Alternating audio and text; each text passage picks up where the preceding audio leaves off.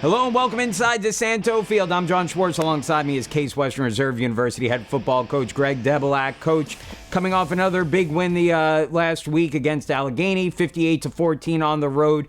Take us through that game. Obviously, just another strong overall performance from your team that's all they've done so far throughout the season. Yeah, I mean, it started from the opening kickoff, ran it back for a touchdown, first one since 2019. What a great way to start a game. We felt the defense could really control the game from there, and the offense was not as sharp as in previous weeks, but that was good to kind of experience that and see the kids kind of work their way through that. But yeah, we're playing at a very high level, and it seems that every week somebody is stepping up statistically or just on the field and to make big plays, and it's not been any single person. It certainly has been a well-rounded team victory over the first 4 weeks. Well, and to talk about someone who's probably been a little bit unheralded in terms of his role on the team this year, Bo Wolf returning that opening kickoff back. It was the second longest kickoff return for a touchdown in program history.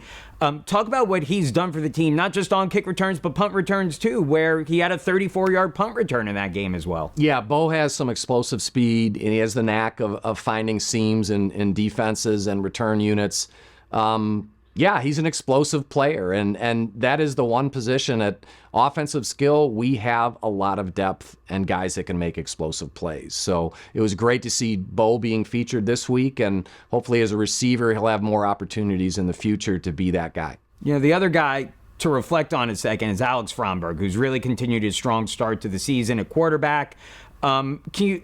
His journey from sitting for 3 years behind Drew Saxton, who was one of the better quarterbacks in program history, now to assuming that starting role last year and really elevating his play again. Talk about his journey, where he's come, and what he's done as quarterback of this team. Yeah, it's a great story, and Drew Saxton, I think, is legitimately one of the best quarterbacks to ever play here, and was rewarded as such with many awards. And I think it was a combination of sitting behind and learning.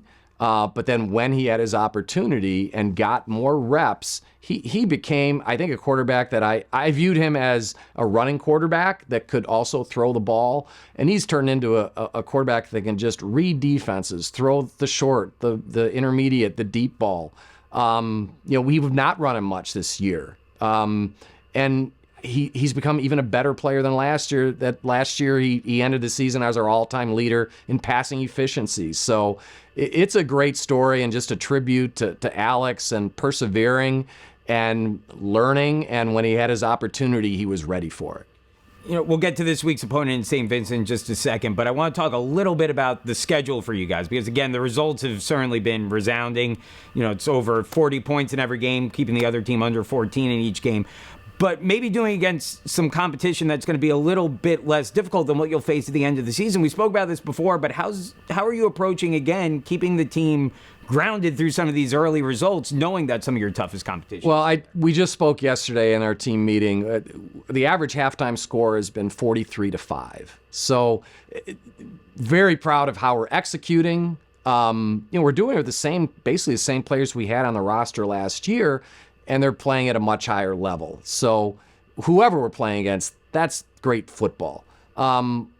We recognize that the top teams in our league we're going to play over the last 4 weeks, and we aren't looking past teams, but we're doing some things in practice to kind of prepare us for that. We're going a lot of first-team offense versus first-team defense because we feel we need that competition. We haven't face the greatest competition yet, but there's no better offense or defense that we're going to face than each other. I truly believe that. So we've been doing more of that, and the kids are focused. They're not going to look past anybody.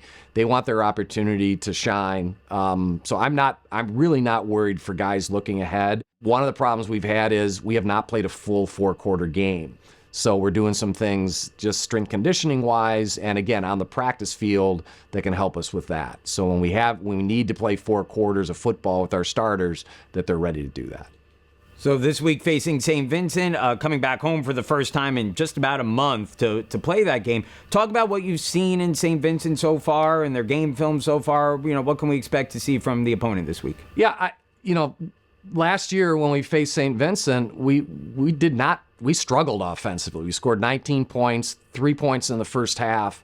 So we've stressed that like, hey, look, this is a team that plays very sound defense. You can't just show up and just claim the victory, and they don't give up a ton of big plays over the last few weeks. So I've challenged the offense that we need to execute at the level we've been doing and make up for last year's really poor showing.